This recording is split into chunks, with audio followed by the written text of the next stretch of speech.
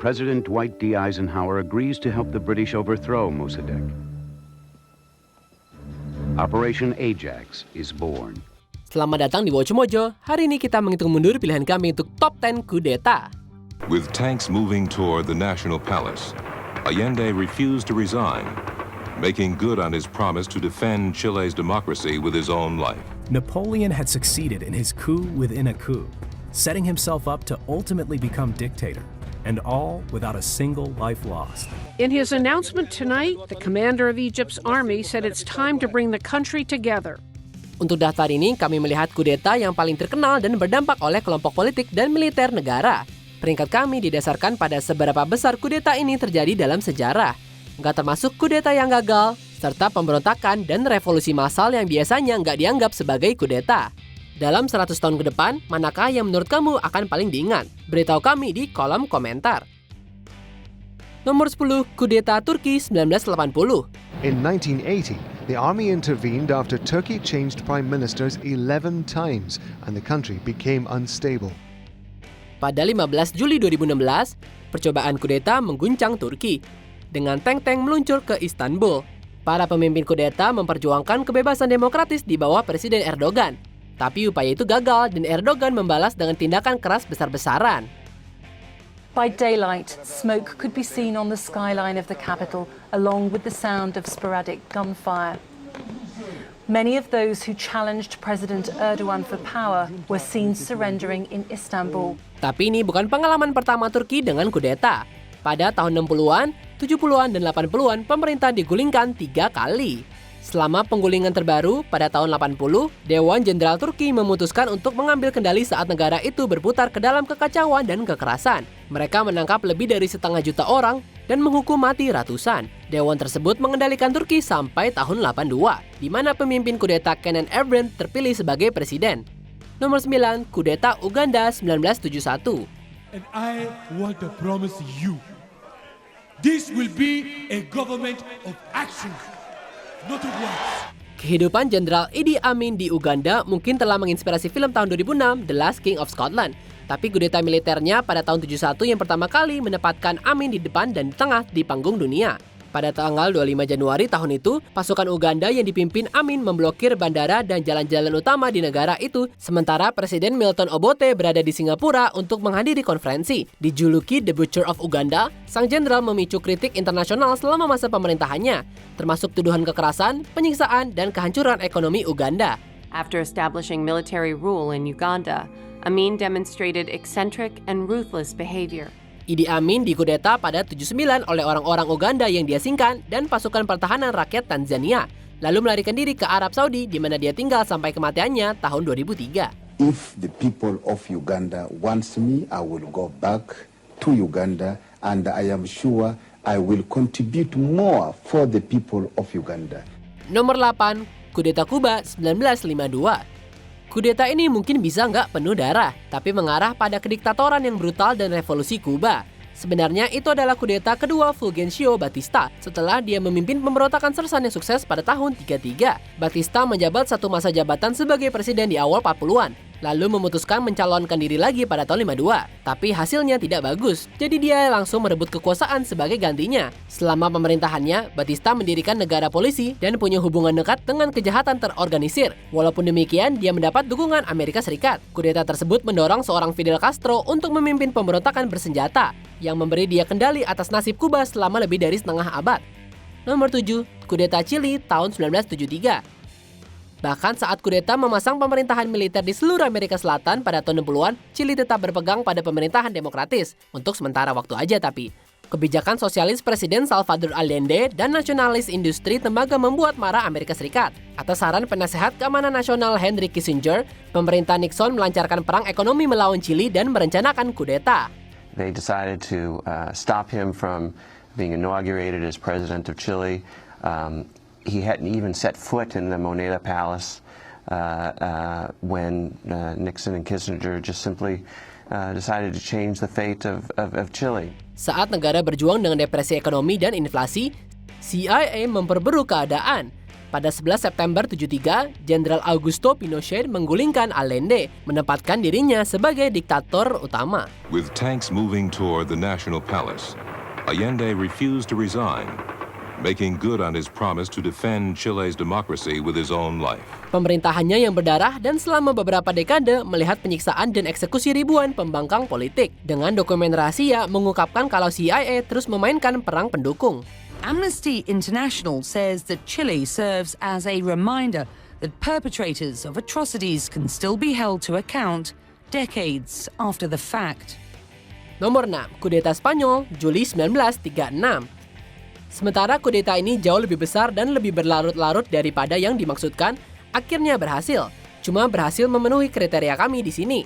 Pada Juli 36, kaum nasionalis sayap kanan melancarkan kudeta terhadap pemerintah sayap kiri Republik Spanyol. Tapi pasukan pemerintah berhasil bertahan di sebagian besar negara itu, mengakibatkan perang saudara selama 3 tahun. Tapi pada akhirnya, berkat kudeta lain dalam kekuatan Republik, nasionalis menang, dan pemimpin Francisco Franco mengambil alih. Kekejaman yang dilakukan oleh Franco dan kaum nasionalis dikenal sebagai teror putih. Spanyol beralih ke demokrasi setelah kematian Franco pada tahun 1975. Nomor 5. Kudeta Mesir 1952. Pada Juli 1952, sekelompok nasionalis Mesir yang dikenal sebagai Gerakan Perwira Bebas merebut kekuasaan dari Raja Farouk yang didukung Inggris. Memerintah rajanya korup dan terikat pada kepentingan asing, mereka menghapuskan monarki dan menjadikan pemimpin kudeta Jenderal Muhammad Naguib sebagai Perdana Menteri Mesir dan Presiden pertama. Naguib sendiri beberapa tahun kemudian digulingkan oleh perwira bebas Gamal Abdel Nasser. Pergeseran kekuasaan menyebabkan reformasi yang meluas dan akhirnya ke krisis Suez. Saat Inggris, Prancis, dan Israel menginvasi Mesir untuk mendapatkan kembali kendali atas terusan Suez, ini juga menginspirasi pemberontakan anti-kolonial dan anti-monarki di seluruh wilayah. Dan ini bukan terakhir kalinya pemerintah Mesir digulingkan. Pada 2013, tentara Mesir menggulingkan Presiden Muhammad Mursi yang mengarah ke rezim otoriter Presiden Abdel Fattah el-Sisi.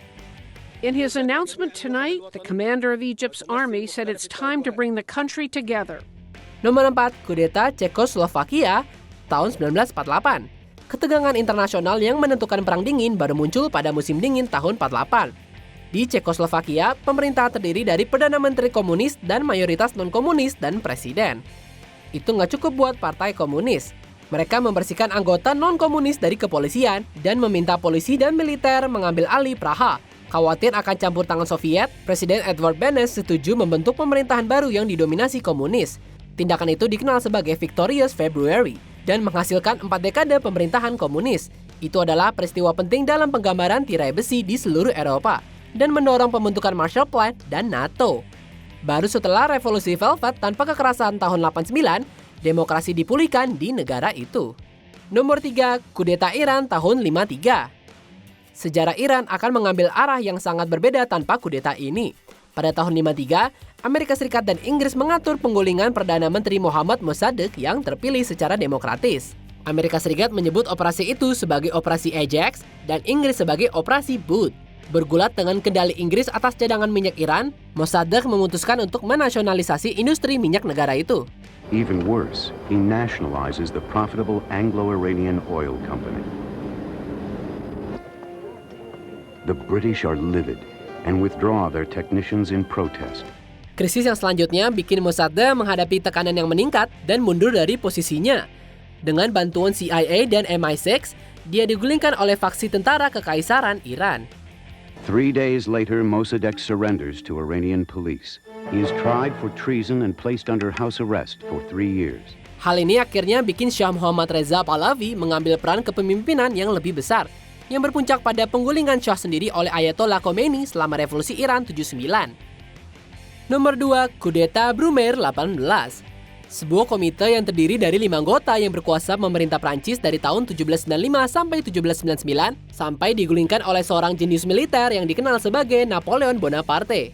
Whatever the result is, it will be perfectly legal.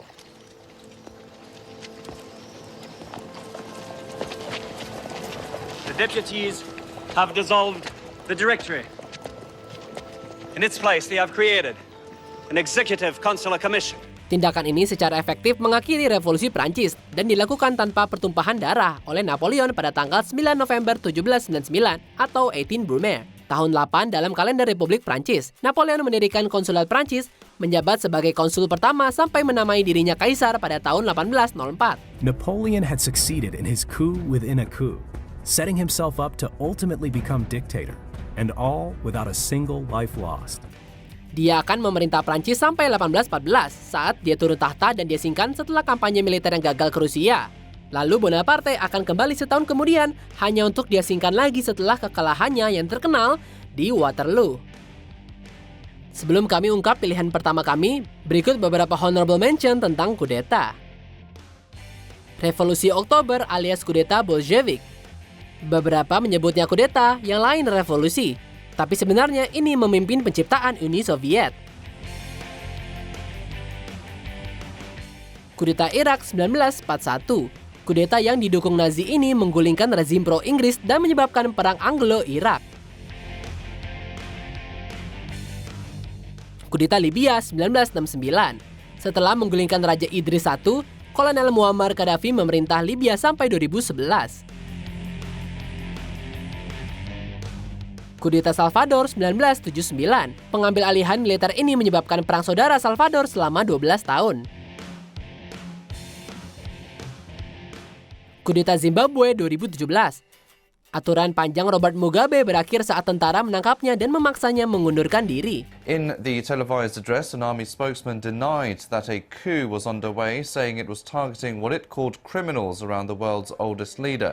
The spokesman blamed Mugabe's aides for causing, quote, social and economic suffering. Sebelum kita lanjutkan, pastikan untuk berlangganan ke saluran kami dan tekan tombol bel untuk dapatkan notifikasi tentang video terbaru kami. Dan kamu bisa dinotifikasi di semua video kami. Jika kamu menggunakan handphone, pastikan ke pengaturan dan aktifkan notifikasi. Nomor 1, The Ides of March. Pat-pat sebelum Masehi. Et tu, Brute.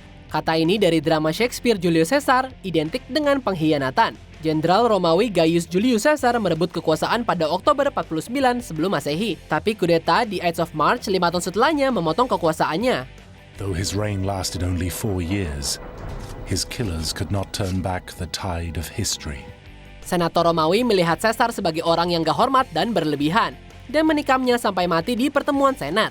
Para konspirator termasuk mantan teman Caesar dan mungkin putra kandung, Marcus Brutus. They drove their blades home with blow after blow.